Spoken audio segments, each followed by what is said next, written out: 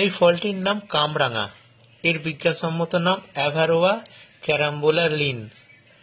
ইংরেজিতে একে Chinese gooseberry বলে। এই ফল অক্সালিডাসি পরিবারের অন্তর্গত। এর উৎপত্তিস্থল গ্রীষ্মমণ্ডলীয় দক্ষিণ পূর্ব এশিয়া।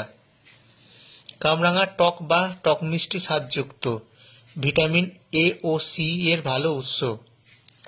এই ফল ঔষধি গুণসম্পন্ন, কিন্তু কিডনির জন্য ক্ষতিকারক।